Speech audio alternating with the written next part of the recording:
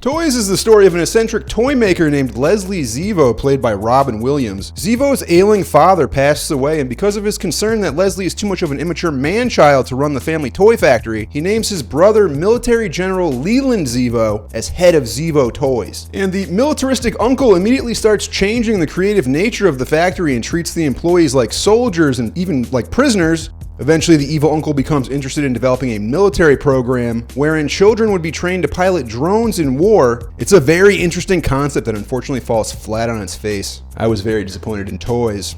Really? Yeah, I wanted to watch this for a long time, and the art direction is amazing, but the movie is really boring and lacks direction and focus. So interesting. It meanders for the first hour. The ending is a little bit more interesting, but unfortunately it can't really save the film from being an overproduced bore. I remember we rented this movie when I was young on VHS, and I remember being like, what the hell was this movie? I didn't remember much about it because it was kind of weird. It wasn't like a kid's movie. You know, it came out in 92, which is like the same year Aladdin came out. And so, you know, Robin Williams was a big star then. It was like, he's so funny. And this one, he's funny, but not for kids. He's not funny. He's not funny in this movie. This movie is ambitious and different, but that's like the only compliment you can really give it. It's boring and not worth watching. The film's concept is very confused. There's really like no substance beyond this idea that like toys good, war bad. Yeah, you know, more play, less fighting. And this movie hinges on Robin Williams' performance as an out-of-this-world genius man-child inventor, and he does not pull it off. He's just doing the same topical humor and free association bullshit that he does in every movie. I hate to put it all on Robin Williams because this movie is just bad, but his performance doesn't help.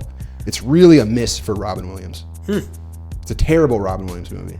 Wow, a terrible Robin Williams film. You heard it here easy for me to say. You heard it it doesn't matter. But, why do you disagree?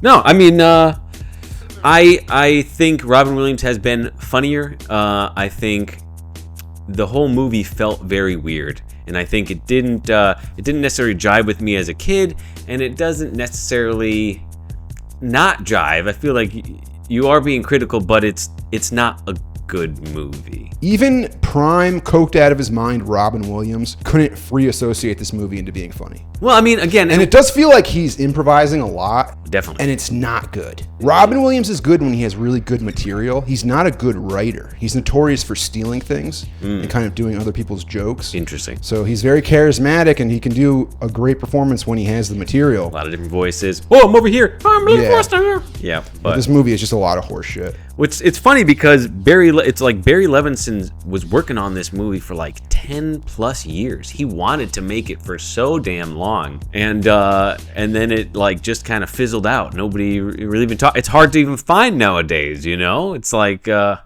weird thing that just kind of got pushed under the rug like an old toy. If for some reason you do want to see the film Toys, your options are basically VHS, DVD, and Laserdisc, because this movie has been out of print for 25 years, and it's not available on any streaming service. This is really the redheaded stepchild of Robin Williams and Barry Levinson's catalog. Even though this movie isn't great, I'd still like to see it remastered and preserved. It's kind of unfortunate if it becomes completely lost. I guess at this point, there's really just a standard definition transfer. Yeah, I mean, purely for the production design alone is like worth checking out, because this movie, you know, the art director or the production designer, he designed sets for like a full year.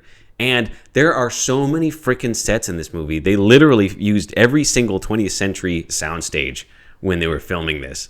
And there's like epic, like rolling, beautiful, grassy hills. And just like the production design is so top. It's very, stylized. And I think I found a lot of humor in the design itself just because of how big and crazy it got. Do you want to recommend this one, Russ? I want to recommend it, but I don't know if in good faith I can actually recommend it as a good movie. I think if you really love Barry Levinson, or you really love Robin Williams, and you really love production design, check it out. But if none of those or only some of those really do it for you, you could probably skip Toys. I liked the themes. I just recently watched Small Soldiers, which I think did the like military versus toys a little bit better. Yeah, sure. Whereas this one, I don't know. It's like it wasn't necessarily trying to be funny, but it was it was like, again, it was quirky more than it was funny. And I think I was laughing at it necessarily more than I was laughing with it. Yeah. Yeah. Yeah, this Robin Williams movie really does not work for me. It's a real bummer too, because Robin Williams burnt out his dopamine receptors in the '80s trying to make unfunny movies funny by doing loads of cocaine, and eventually he just had to hang himself with a belt because you can't do that for too long. Yeah. You know. I mean, what else was he in that's really funny? Yeah. Mrs. Doubtfire, The Birdcage. Birdcage is great. Yeah. Lots more movies that are hilarious. Sure. I mean, in the early 90s, what he did like Hook in like 93 or something, 91, something like that. That wasn't necessarily particularly funny. I think I don't know if it was that he was aging and maybe wanted to start making like kids movies. And he was kind of in that time. Is like, there's a lot of actors who are like making like darker movies, and then at some point in their career, they're like, oh, I have kids, and I want my kids to be able to watch a movie, so I'm gonna make a bunch of kids movies from here on out. And I don't know if that is necessarily Robin Williams' story, but not really. I mean, Robin Williams started off with pretty light stuff, like Mork and Mandy. Sure, yeah. He's kind of always been a comedian. And I think there's a weird thing about Robin Williams where there's like a duality. It's either the comedian Robin Williams or like the very serious actor Robin Williams. He's in movies that are either like lighthearted comedies or like, now he's a serial killer, or now he's like... Gary, this guy, he's either in a serious movie or he's in an unserious movie. Fuck off, bro.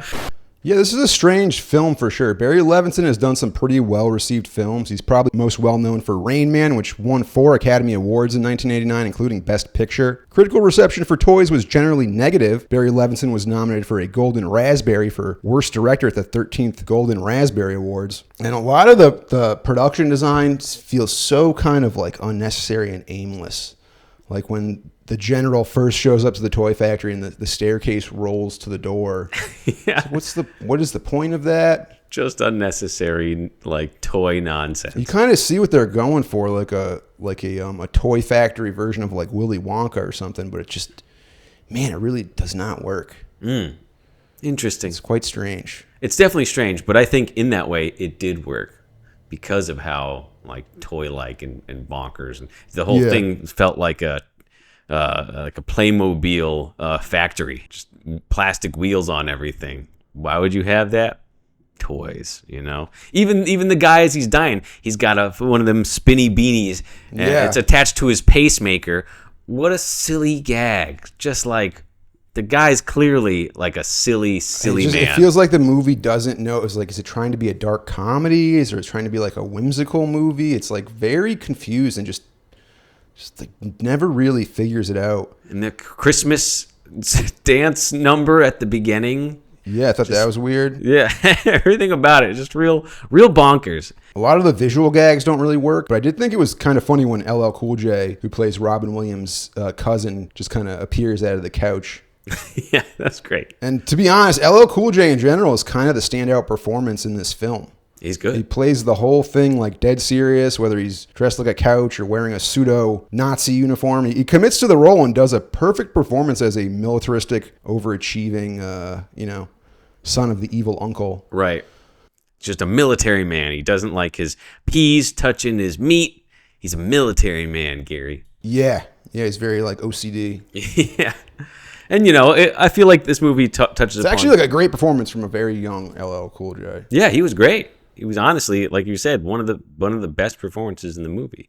I mean, Michael Gambon was also enjoyable as the villain. He played it straight, but also the comedy was there in how like enjoyment he got out of being relevant again as a military kind of fallout. He had his time in Vietnam, and now in 1992 he doesn't.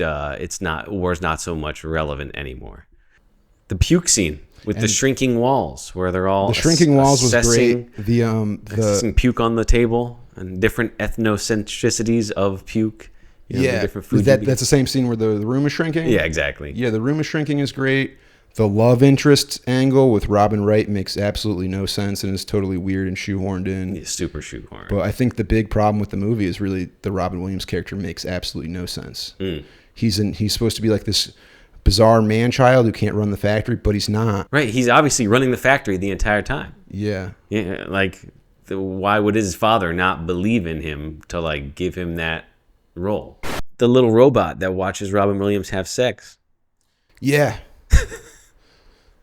Yeah, I mean, what about it? Certainly right? the drone aspect of the movie is prophetic. I mean, you know. Right. It is totally true that drones are cheaper than traditional military vehicles, and that's becoming a reality now with current state of war. Right. And so for that reason, I think I was on the uncle's side to some degree. You know, you can build cheaper weapons sure. than like the just billions of dollars we blow out our ass, you know. That said, once everything starts going down at the end, the movie kind of falls apart for me. Even though the story makes a little more sense, like it's sort of hard to watch. It's not good. The action's like shitty slow motion, you know, where it's super choppy. It's like they just didn't actually shoot it in slow motion. They just slowed down the footage, so it's like got 5 frames per second, and just like it's really annoying messed to watch. up movie. Even. It feels like it needed to be kind of rehauled and reshot and fixed, and I guess there's just not the will for that because it costs so much. They need to rush it out and try to recoup their investment, which they didn't. No, this movie bombed. It was pretty a flop. Hard. Yeah. Bam. Do you know a budget to? No, I'm not sure. Out? I'm sure it's a pretty substantial budget. It'd probably be like $30 or $40 million or something. I'm curious. I'm gonna look it up. Yeah, the movie cost. You were right. 43 to about 50 million, and it made back only 23 million. So yeah, sure. That's half the budget. That's a box office failure. I guess that's why it's out of print. Sometimes movies are out of print for a reason. Right. It doesn't have the Nobody following. wants it printed. Exactly. It's not worth going in and rescanning the film and refixing it up and putting it out on physical media or otherwise. You know, it's not worth the data. Don't do it. Yeah, I wonder if it'll happen eventually. I mean, it probably is worth it just because of the people in it. Sure. I mean, Rob Bottin, he did the effects. His sister's effects when it turns out she's a robot. He did those effects for it. Rob Bottin did, The Thing and so many other incredible films.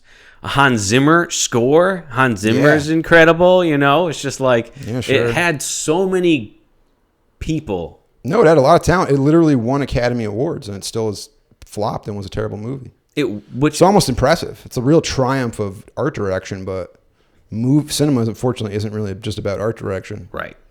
So great for the art director's reel or the set designer's reel. Right. That's about it. Yeah. You got anything else you want to say about toys, Russ? Gary, I watched the wrong movie. I watched a movie. It was called Boys. And they just fucked. I thought it was genius. Like the production design. This kind of looks like Robin Williams. No, I guess, yeah. No, we mentioned everything. Production design, puke scene, shrinking walls, mirror wall, Jamie Foxx. Yeah, I found the gags in this movie to be like fucking dreadfully boring and just like, oh, here comes Robin Williams with his smoking jacket. It's literally smoking. Oh, so funny. It's like, I guess when did this movie come out? 92? It feels like it was made in like 82.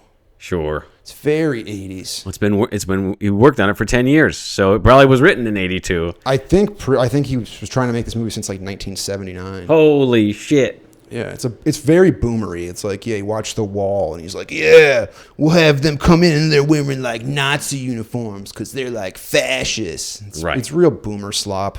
Sure. Another boomer slop movie. Yeah. Damn. Well, what you gonna do? No, nothing. Yeah. Make a review for it online. Make fun of trans people. Make fun of trans people. That's what we do. VHS boys for life. Yeah. Someone's got to do it. Someone's got to do it. It's a dirty job, but somebody's got to do it. To create images is always a challenge. Digital magic.